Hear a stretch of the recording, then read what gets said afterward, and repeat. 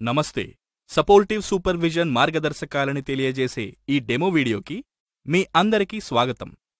ఈ video visiting అధికారులు class room observation ఎలా చేయాలో, టీచర్లకు సపోర్టివ్ సూపర్విజన్ ఎలా అందించాలో తెలియజేసేందుకు ఉద్దేశించబడింది.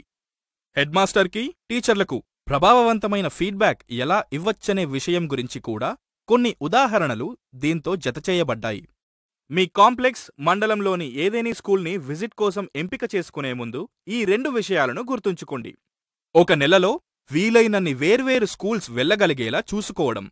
ఏ స్కూలుకైనా ఒక వారంలో ఒక విజిట్ కంటే ఎక్కువగా లేకుండా ప్లాన్ చేసుకోవడం.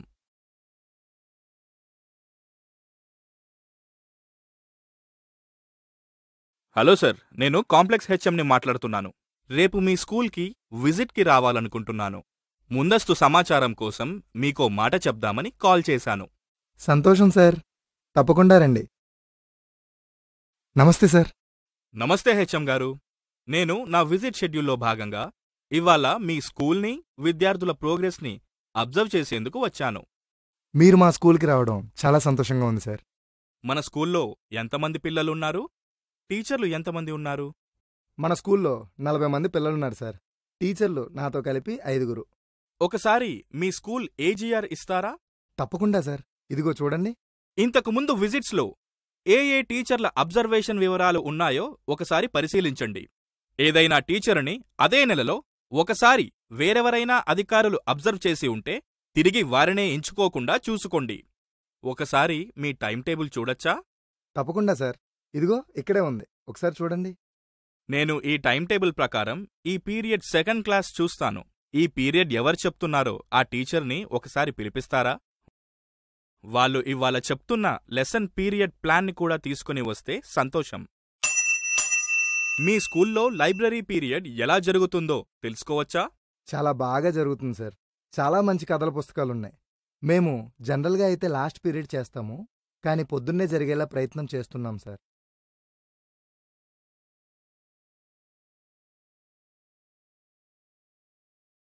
నేను నా విజిట్ షెడ్యూల్లో భాగంగా ఇవాళ మీ క్లాస్ని చూద్దామని అనుకుంటున్నాను. మీరేం స్ట్రెస్ అవ్వద్దు. ఇదేం ఇన్స్పెక్షన్ లాంటిది కాదు. ఇది జస్ట్ సపోర్టివ్ సూపర్విజన్ మాత్రమే. మీ టైం టేబుల్ ప్రకారం మీ క్లాస్ ఎప్పుడూ ఎలా జరుగుతుందో అలాగే జరగనివ్వండి. నేను క్లాస్ వెనక బెంచీలో పిల్లలతో పాటే కూర్చుని క్లాస్ ఎలా జరిగేది గమనిస్తాను. నా అబ్జర్వేషన్ మీకు ఉపయోగపడుతుందని అనుకుంటున్నాను. తప్పకుండా సార్, సంతోషం. నేను క్లాస్ రూమ్ అబ్జర్వేషన్కి వచ్చే ముందు ఇవాళ మీరు బోధించే విషయం గురించి కొంత సమాచారం తెలుసుకోవాలనుకుంటున్నాను. మీరు ఏ సబ్జెక్ట్ బోధిస్తున్నారో, ఈరోజు ఏ పాఠం చెప్పబోతున్నారో తెలుసుకోవచ్చా? వీలైతే అందులో విద్యార్థులు ఏ సూక్ష్మ సామర్థ్యం సాధించబోతున్నారో అది కూడా చెప్పగలరా? తప్పకుండా సార్. నేను ఇవాళ 2వ తరగతి పిల్లలకు మల్టిప్లికేషన్ నేర్పుతున్నాను. పిల్లలు రిపీటెడ్ అడిషన్ యాజ్ మల్టిప్లికేషన్ అనే సూక్ష్మ సామర్థ్యాన్ని ఇందులో నేర్చుకుంటారు. మీరు విద్యాశాఖ రూపొందించిన హ్యాండ్బుక్ ఉపయోగిస్తున్నారా? లేదా సొంతంగా పీరియడ్ ప్లాన్ ఏదైనా తయారు చేసుకుంటున్నారా? నేను ఎస్సీఆర్టీ రూపొందించిన హ్యాండ్బుక్నే వాడుతున్నాను సార్. నేనొకసారి మీ దగ్గరున్న పీరియడ్ ప్లాన్ చూడొచ్చా? తప్పకుండా సార్, హ్యాండ్బుక్లో ఉంది. ఈ పేజీలో మీరు చూడొచ్చు. టీచర్లు వాళ్ళు సొంతంగా తయారు చేసుకున్న పీరియడ్ ప్లాన్ని కూడా ఉపయోగించవచ్చు. టీచరు సొంతంగా తయారు చేసుకున్న ప్లాన్ చూపించినట్లయితే అబ్జర్వేషన్ సమయంలో రెఫరెన్స్ కోసం విజిటింగ్ అధికారి దాన్ని ఫోటో తీసి ఉంచుకోవడం మంచిది. స్టేట్ హ్యాండ్బుక్ ఉపయోగిస్తున్నట్లయితే దాని సాఫ్ట్ కాపీ మొబైల్లో ఓపెన్ చేసి ఉంచుకోవచ్చు. మీరు క్లాస్కి వెళ్ళి పిల్లలకు మనతో పాటు ఇంకోసారి క్లాస్ వింటారనే మాట చెప్పి ఉంచండి. నేనొక 2 నిమిషాల్లో వస్తాను.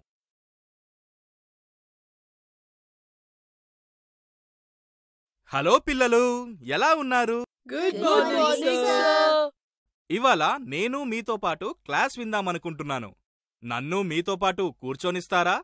yes sir. రేయ్ పిల్లలు, మనం ఇవాళ ఏం నేర్చుకోబోతున్నామో తెలుసా? ఇవాళ మనం మల్టిప్లికేషన్ నేర్చుకోబోతున్నాం. క్లాస్ జరిగే క్రమంలో టీచర్ ఎలా బోధిస్తున్నది అంటే pedagogical steps, student engagement, assessment లాంటి వాటిని గమనించండి. క్లాస్ జరుగుతున్నప్పుడు ఎలాంటి ప్రశ్నలు వేయడం గాని, సందేహాలు అడగడం కానీ చేయకండి. క్లాస్ అయిపోయాక ఎవరైనా ఒకరిద్దరు పిల్లల వర్క్ బుక్స్ చూసి వర్క్షీట్స్ ఎంతవరకు పూర్తి చేయబడి ఉన్నాయో నోట్ చేసుకోండి. మీ క్లాస్ని అబ్జర్వ్ చేయడం బాగుండింది. మీరు ఉపయోగించిన టీఎల్ఎం చాలా కొత్తగా, ప్రయోగాత్మకంగా ఉంది.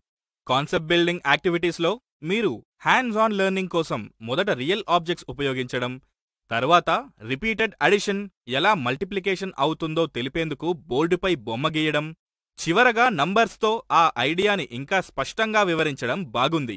ఇలాంటివి కంటిన్యూ చేయండి. Thank you sir. తప్పకుండా కంటిన్యూ చేస్తాను.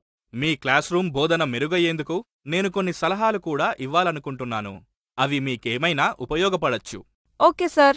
మీరు I do we do approach follow అవ్వడం బాగుంది. మీరు ఐ డూలో ప్రాసెస్ని చక్కగా వివరించి తర్వాత వీ డూలో విద్యార్థులతో కలిసి ప్రాబ్లంని సాల్వ్ చేశారు. అయినా కొంతమంది విద్యార్థులు సొంతంగా చేసేందుకు ఇబ్బంది పడటం నేను గమనించాను.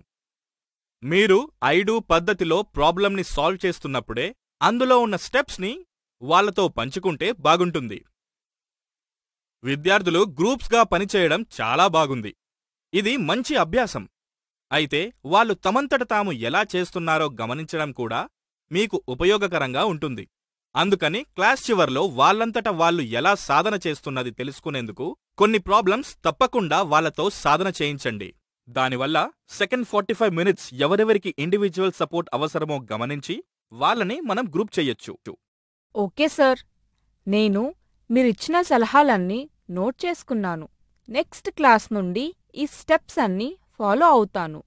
మీ సపోర్ట్కి చాలా సంతోషం సార్. మీ క్లాస్ చాలా బాగుంది. బాగా చెప్తున్నారు.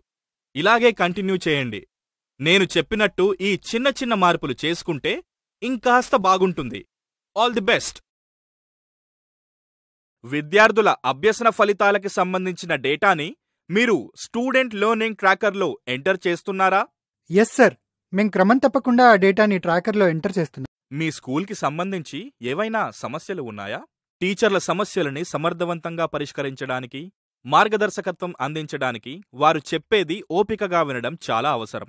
వారు చెప్పే విషయాల్ని విని అర్థం చేసుకున్న తర్వాత ఎఫ్ఎల్ఎన్ ప్రోగ్రాం సంబంధించి ఏదైనా అప్డేట్లు లేదా మార్పులు ఉంటే ఆ సమాచారాన్ని మీ మాటల్లో హైలైట్ చేయండి.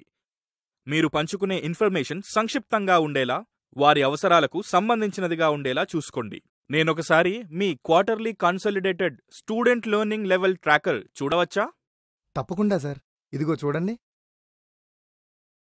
ఏదైనా తరగతి యొక్క అభ్యసన ఫలితాల గురించి మీరు ప్రత్యేకంగా చెప్పాలనుకుంటే ఆ క్లాస్ టీచర్ ఎవరో కనుక్కుని వారితో ఆ తరగతి విద్యార్థుల అభ్యసన ఫలితాల గురించి చర్చించి తగు సూచనలు చేయండి. నేనొకసారి మీ school level review meeting register చూడవచ్చా? తప్పకుండా సార్. ఇదిగో చూడండి. రిజిస్టర్ చూస్తున్నప్పుడు విద్యార్థుల మాసవారీ ప్రగతిని చర్చించడమే కాకుండా తర్వాత ఎలాంటి యాక్షన్ స్టెప్స్ తీసుకోవాలో సూచించండి. నేనొకసారి మీ పేరెంట్ టీచర్ మీటింగ్ రిజిస్టర్ చూడవచ్చా? ఇదిగో ఇక్కడే ఉంది. ఒకసారి చూడండి. పీటీఎం రిజిస్టర్లో పేరెంట్స్ హాజరవుతున్నారో లేదో, మీటింగ్ మినిట్స్ రికార్డ్ చేస్తున్నారో లేదో గమనించండి. పీటీఎం షెడ్యూల్ ప్రకారం జరుగుతుందా, ఎఫ్ఎల్ఎన్ ఒక టాపిక్గా చర్చిస్తున్నారో లేదో కనుక్కోండి. ఫీడ్బ్యాక్ ఇచ్చేటప్పుడు స్కూలు గురించి మీరు గమనించిన పాజిటివ్ విషయాలతో ప్రారంభించండి. బాగున్న విషయాలని మెచ్చుకోండి. చివరి విజిట్లో నుండి ఇప్పటిదాకా ప్రోగ్రెస్ ఎలా ఉందో, సజెషన్స్ ని ఎంతవరకు అమలు చేశారో చర్చించండి. వారు ఏ విషయాల్లో ఇంకా మెరుగుపరుచుకోవచ్చో చెప్పండి. మీరు గుర్తించిన అంతరాలను వివరించి వాటిని పరిష్కరించడానికి యాక్షన్ స్టెప్స్ చర్చించండి. మీ స్కూల్లో క్లాసెస్ అబ్జర్వ్ చేయడం బాగుంది. విద్యార్థులు అభ్యసన ఫలితాలు సాధించేందుకు మీరు చేస్తున్న కృషి అభినందనీయం. రిజిస్టర్స్ అన్నీ బాగా మెయింటైన్ చేస్తున్నారు. అన్నీ అప్డేటెడ్గా ఉన్నాయి. ఇలాగే కంటిన్యూ చేయండి. స్టూడెంట్స్ని యాక్టివ్గా ఎంగేజ్ చేసేందుకు బోధించే విషయానికి తగ్గట్టుగా టీఎల్ఎంని ఉపయోగిస్తున్నారు. Good job.